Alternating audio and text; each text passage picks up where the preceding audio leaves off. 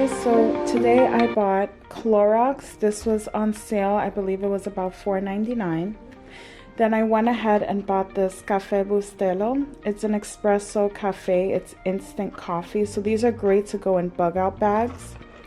I bought 2 of the seltzer waters that were $1 each. I've got some light brown sugar. This here is gonna go in my prepper's pantry. This is a little more long term. So I've got some gold and white corn, 2 of those. Then I have some sweet peas and carrots. The best buy dates are 2023, which is coming right up. But just remember that these kinds of cans, the way they're sealed, they're made to last longer than the best by date. So don't be intimidated by getting cans. They definitely, as long as the seal is not tampered with, it's not broken, and there's no dents, it should last much longer on your shelf as long as you store it in a cool, dark, dry place. These evaporated milk were on sale for $5. I thought that was a really good deal, so I got 4. Then this was a bit of a splurge. This was almost $5, but I love this minestrone soup so much that I figured why not. It's light in sodium and it has a shelf life of up to 2025, so this is pretty good. I definitely rotate through this because of this kind of tab. It's very different than this kind. This one you pop it off, so I feel like this is not all that secure, so I definitely buy a lot of it, but I rotate through it. I never let it sit for longer than a couple months.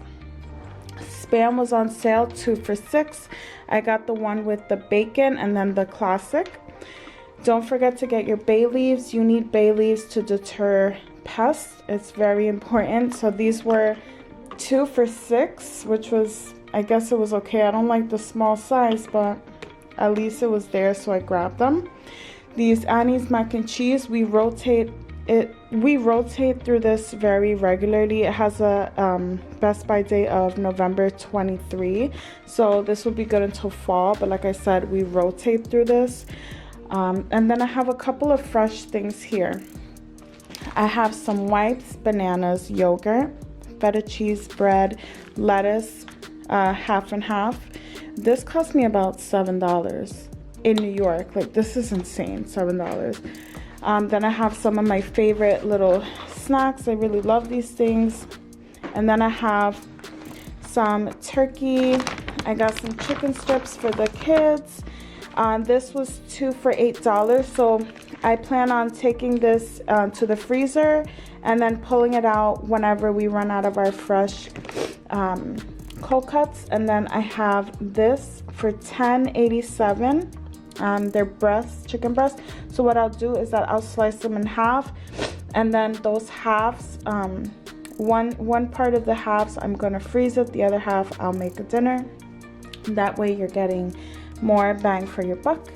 So all of this fresh food that I'm going to be using, like the long-term and prepper's pantry, I decided that every time I go and buy fresh food, I'm also gonna buy things from my pantry. Yes, I spend a little extra, but it's very worth it, because if something were to happen tomorrow, the shelves will be bare, because my town is a bit small and we all shop at the same grocery. There's only 2 grocery stores in the entire town, and so it will definitely get wiped out. I would say in a matter of hours, probably. Hey you guys, welcome back to the channel. I'm so excited to share with you how I prep for SHTF. Seriously, SHTF doesn't have to be nuclear war, any of those crazy things. For me, an SHTF situation is when the panic begins in the stores. We all remember a couple years back when we had to make lines and wait our turn to get into a store to then buy things that had limits on them. So now that we're past that point and the shelves are stocked, most shelves are stocked, some shelves are empty. It varies wherever you are. I am in New York and our shelves are okay now, but the prices are not okay. Buy what you can now. Seal it up, store it away, and then once you feel comfortable with the amount of things you have or the amount of food that you have stored, begin to rotate what you have. Buy what you use what you buy. Eat what you store what you eat. Okay, it's really, really important that you think about this. Go to the store, spend $14 on a 25-pound bag, store it away in a Mylar bag with oxygen absorbers. Do it again on the next trip, and then again on the next trip. Now you have this stockpile of rice, right? You have a stockpile of rice. Now nothing's going on, prices are still going up, but you have secured food stored away. Now start to rotate through that. Use some, replenish some. You're going to be saving money. You have food security, and you're not going to have to worry about making lines at a Target or a Walmart to get in should panic start to begin. There are talks about World War and other things like that that are out there, and you know, I'm not saying too much because I don't want YouTube to, you know, censor my video, but these things are happening. Okay, make sure that you get your house in order. Make sure that you're paying attention to the things that are going around you. Yes, the news is bad news most of the time, maybe all the time, but you still really want to pay attention to what the news is saying, and then from there, do your own research, verify it for yourself, okay? And then prepare your home. Could you stay in your home without going anywhere for a week? Do you have enough water if should the water stop coming out of the tap? Do you have enough food to cook with? Do you have ready to make meals for you and your family?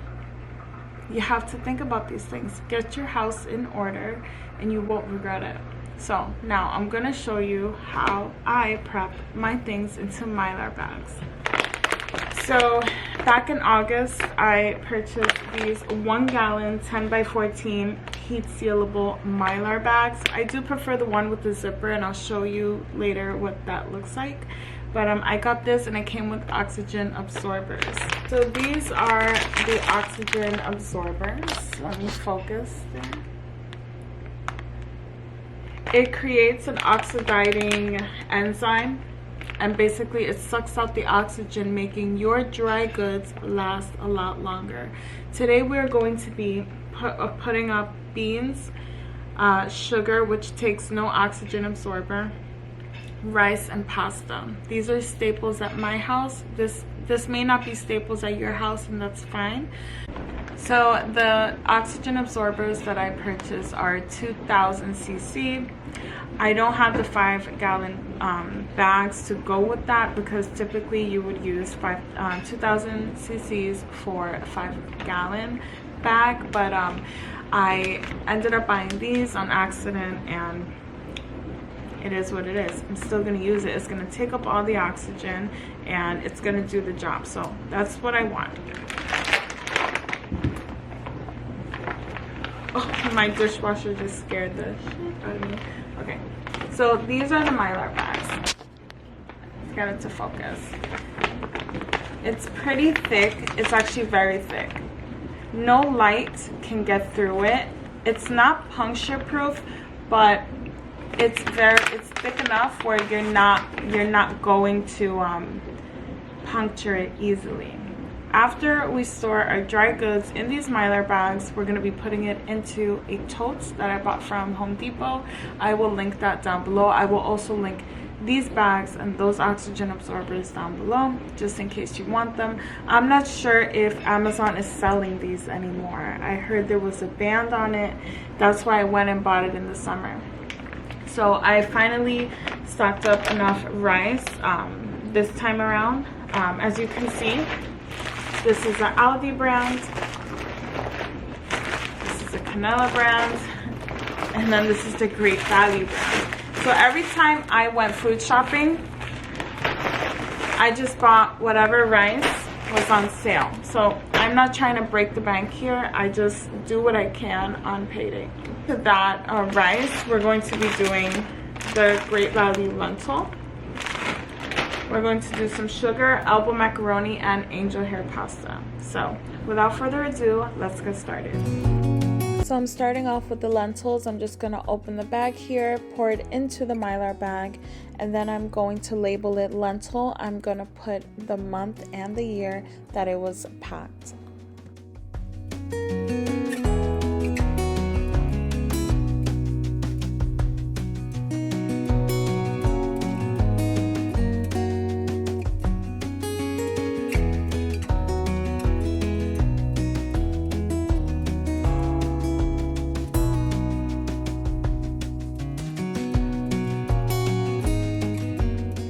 So next I'm just gonna mix both of these rices together because the 3-pounder and the 5-pound bag, they make 8, and 8 pounds of rice fits into this Mylar bag.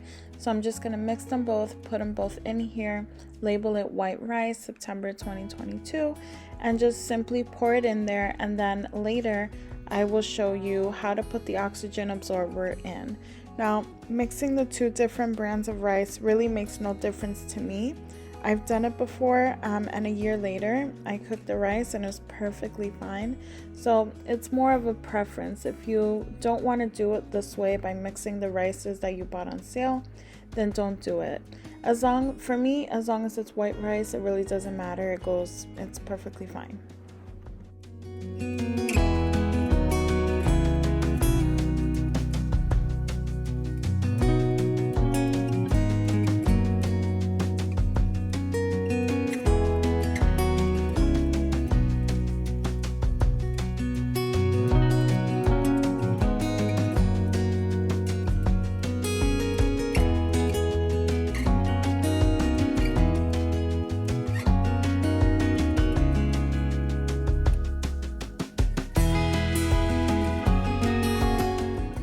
Next up, we have granulated sugar. Like I mentioned earlier before, you don't want to pour any oxygen absorber in here. It will cause the sugar to get rock hard, which is something you really don't want. Just pour it into your Mylar bag so it can last longer, protect it from any bugs. This packaging is much better than the paper bag. So you just want to pour it into the bag, label it, and then later we'll seal it up without an oxygen absorber. Next up here, I have the pasta. Pasta will always take a oxygen absorber, so I've made enough space for that. Next, we're doing the angel hair pasta, dating it again. You guys get the gist of it by now.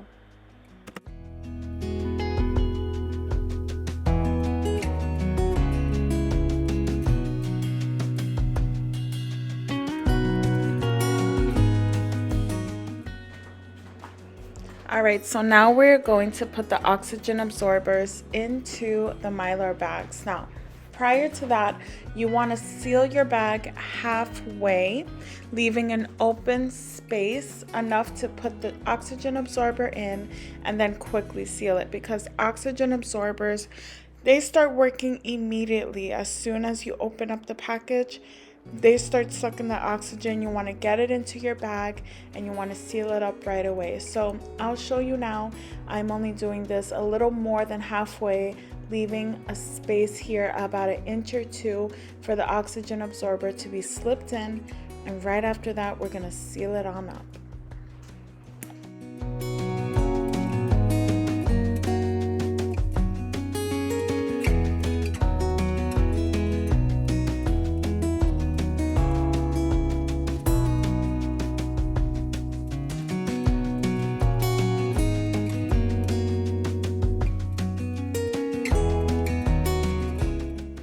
Remember, no oxygen absorber goes into the granulated sugar, so you just seal it up and it should be good there. It should be good for a year or 2. I have recently just opened up a Mylar bag full of sugar that I had for a year. It was a little bit hard, but I had to say, after a couple times hitting it with the spoon, it fell apart and I was able to use it. So it was really great. It was really, really great. These are the oxygen absorbers, so I'm going to work very quickly here. I'm going to rip the bag open, boom, put the oxygen absorber in and seal it up. Put the oxygen absorber in and seal it, just like so.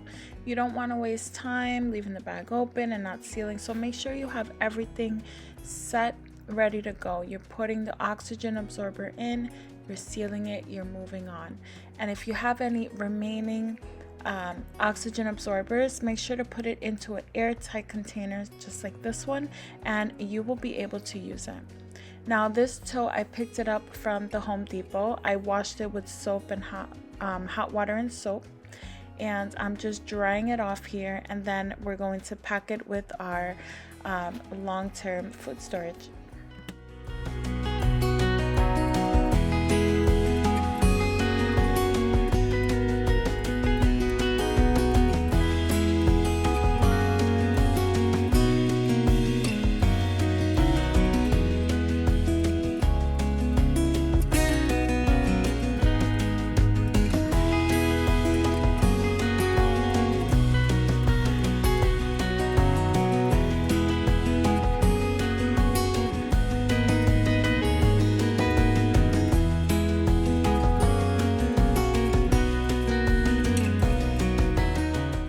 Thank you so much for sticking around this long. I really appreciate every single person who watches my videos.